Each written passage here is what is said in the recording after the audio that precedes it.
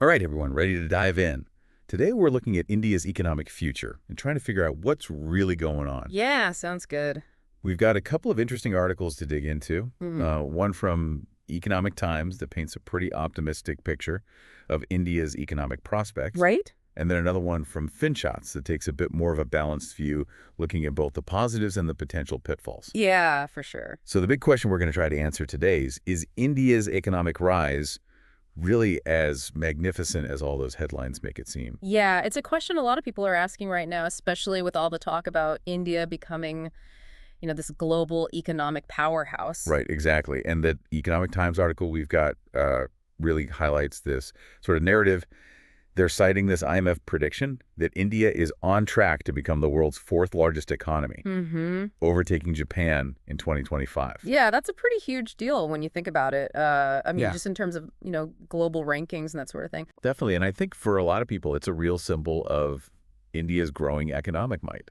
Yeah, absolutely. And if you look at the numbers, the IMF is projecting that India's GDP will be around $4,340 billion in 2025, Wow. compared to Japan's 4,310 billion. So it's still a pretty slim margin, Right. but it does signal a potential shift in the balance of global economic power. Yeah, it's definitely something to keep an eye on. And FinShots also acknowledges this potential for India to become a major economic force, but they also dig a little deeper into what's actually happening on the ground, and they highlight some of those potential speed bumps along the way. Yeah, they talk about, things like increased spending in rural India, for example. They cite data on rising sales of consumer goods like shampoo and soap Right. and declining demand for government job programs, which suggests that people are finding more stable jobs with better pay. Yeah, and that seems to align with some of their other data Yeah. on the rise of salaried jobs in India. Exactly. We're potentially seeing a shift from informal work to more formal employment, which could have significant implications for the economy as a whole. Definitely. And then there's a construction boom that seems to be happening everywhere you look in India. Oh, yeah. FinShots attributes that to government spending on infrastructure, Hmm. but they also sort of caution us to consider, is all this growth really enough given the challenges that India still faces? That's a really important point, and it's something that FinShots emphasizes throughout their analysis. They're basically asking us to look beyond just those headline numbers Right. and to think critically about what kind of growth India needs to achieve in order to really transform its economy and improve the lives of its people. Yeah. And one of the key concepts they bring up in that context is this idea of a demographic dividend. Ah, yes, the demographic dividend is something that's been talked about a lot in relation to India's economic prospects. Right, exactly. Because India has this huge young population, Yeah. right? Which in theory should be a major advantage for economic growth. Exactly. The idea is that if you have a large working age population Hmm. and a relatively small dependent population, that can create the surge in productivity and economic growth. Right. It's like a window of opportunity. Exactly. But as FinShots points out, there's a catch. Uh, To actually reap the benefits of a demographic dividend, you need to have enough well-paying jobs for all those young people entering the workforce. right. If you don't have those jobs, then you end up with a generation of frustrated, unemployed youth. Exactly, and that can lead to social and economic instability, which can derail any progress that's been made. And that's a pretty scary thought, especially when you consider just how many young people are entering the workforce in India right now. Right, and FinShots highlights a pretty sobering statistic. They say that only 1 in 10 young people in India had a job in the last fiscal year. Wow, that's a huge disconnect. It is, and it really underscores the urgency of addressing these challenges. Yeah, it makes you think about, even with all this growth that we're seeing in India, are those benefits really reaching everyone? Exactly who's really winning and who's being left behind. Yeah, it's a question of equity and inclusion, and it's something that FinShots really wants us to grapple with. They do, and they also point out that while becoming the fourth largest economy is a major milestone, the projected global GDP share for India when it surpasses Japan is less than 4%. Hmm. I'm guessing that's significant because, Well, when China surpassed Japan in 2010, its share of global GDP was over 8%. So while overtaking Japan is symbolic in many ways, it might not have the same global impact as China's rise did, at least not immediately. so it sounds like FinShots is saying, hey, let's celebrate the progress, Mm-hmm. but let's also be realistic about the scale of the challenges ahead. Exactly. It's a call for a more balanced and nuanced perspective. And they also talk about some specific sectors that are seeing growth, like manufacturing, for example. They mention how big companies like Apple are shifting some of their production to India. Yeah, the China Plus One strategy, where companies are looking to diversify their manufacturing away from China, has created some real opportunities for India. And FinShots even predicts that 20% of iPhones could be made in India by 2025. Wow, that's a massive shift. It is, and it shows that India has the potential to become a major player in the global manufacturing landscape. But wouldn't that require a lot of skilled labor?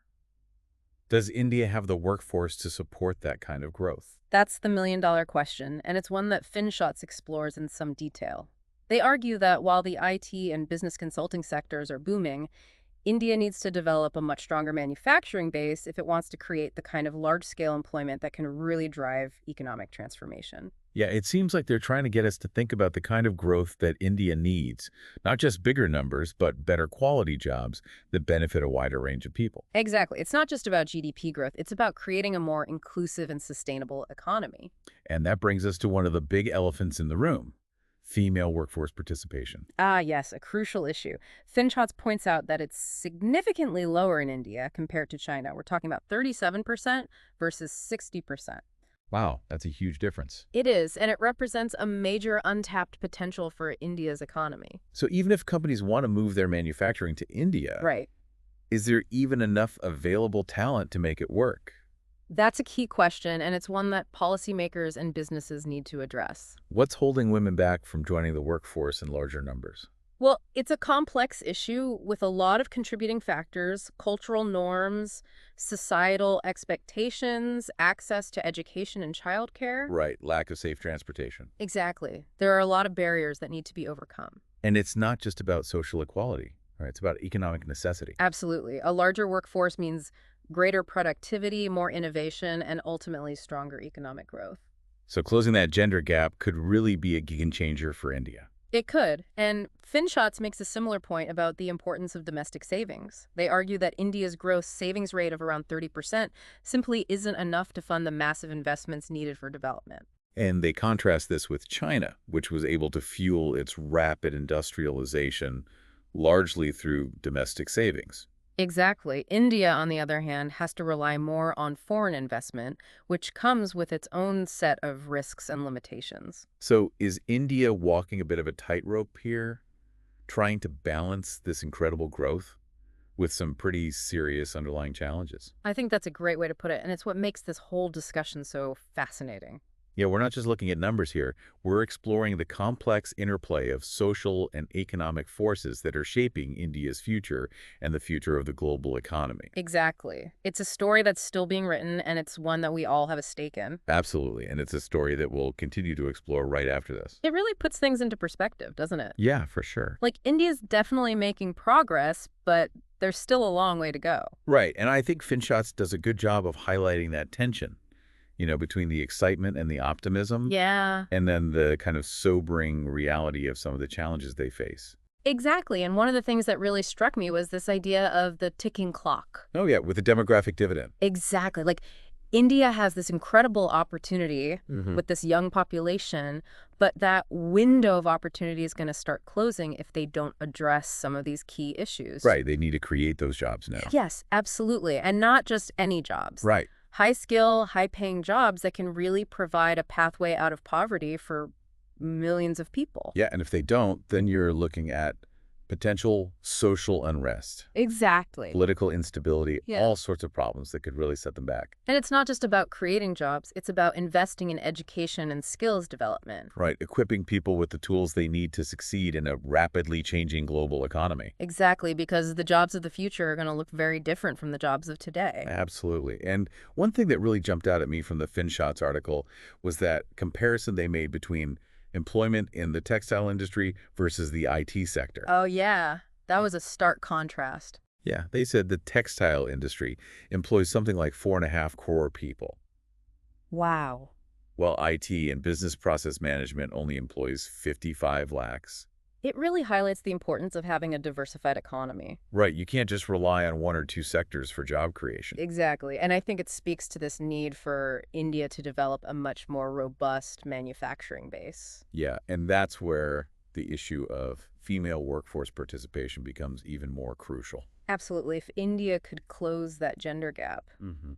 imagine the impact it would have on economic growth. Right, not just in terms of adding more workers, but bringing in new ideas, new Yeah. perspectives. Diversity, innovation, all of that. Exactly. And Finchot's also touched on India's goal of becoming a trillion-dollar goods exporter by 2030. Right, a very ambitious goal. But then they sort of put it in perspective by saying that would still only account for about 3% of global trade. Which isn't that much when you consider the size and potential of India's economy. Exactly, and it makes you wonder, is that goal ambitious enough, Yeah, are they aiming high enough? given their potential? Exactly. And it also raises questions about whether India can really compete with those established manufacturing powerhouses like China. Right, because they've got a lot of catching up to do. Yeah, in terms of infrastructure, supply chains, logistics. Skilled labor, Yeah. all of that. And it seems like a lot of these challenges really come back to this need for a stronger foundation. Yes, a solid base upon which to build a more sustainable and inclusive economy. More domestic savings, a larger skilled workforce, a more robust manufacturing sector. And it's not just about the hard factors. Yeah. It's also about fostering that culture of innovation and entrepreneurship, Oh, yeah. creating an ecosystem where new ideas can flourish. Right. And I think that's where India's tech sector really comes into play. Right. Because they've got this incredible talent pool of engineers and developers. Yes, and they're already making waves in the global tech scene. Exactly. And I think Finshot's just briefly mentioned this, but I wanted to delve a little deeper into it. This whole fintech revolution that's happening in India. Ah, yes. The rise of things like Aadhaar, UPI, DigiLocker. It's amazing how they're using technology to transform governance and financial inclusion. Mm-hmm. Making it easier for people to access basic services, open bank accounts, get loans. And it's not just about convenience, it's about empowering people. Yes, Yeah. giving them more control over their own lives and their own finances. And it's also about reducing corruption and making the system more transparent. Exactly. And I think there's a lot that other countries can learn from India's experience in this area. Absolutely. It's like they're leapfrogging over those traditional stages of development and going straight to the digital frontier. And with such a young population that's already so comfortable with technology, Right. the possibilities are really exciting. It's a powerful reminder that even amidst all those challenges, there are incredible opportunities for India to create a brighter future. Yes, a future that's more prosperous, more equitable, and more sustainable. And that's a message that I think resonates deeply with a lot of people. It does. It's a message of hope and possibility. And it's not about ignoring the problems. Right. It's about focusing on solutions and embracing that potential for positive change. And I think what makes India's story so compelling is that it's ultimately a human story. It's about people striving for a better life for themselves and their families. And that's a story that I think we can all connect with, Absolutely. no matter where we come from. Exactly. And speaking of human stories, Yeah. I wanted to circle back to something you said earlier about India's renewable energy potential. Oh, yes. With all the talk about climate change and the need for cleaner energy, Right. India is really well positioned to become a leader in this space. Yeah, they've got so much sunshine, and they're already making significant investments in things like solar and wind power. Exactly. And it's not just about, reducing emissions and combating climate change. It's Oh. also about energy independence. Oh, yeah. Reducing their reliance on fossil fuels, which could have huge economic and geopolitical implications. Absolutely. It's like a win-win. Yeah, exactly. So it seems like India really is at this pivotal moment. Yeah. They've got all this potential, Yeah. but also all these challenges. And it kind of makes you wonder, is India's rise really as magnificent as it seems?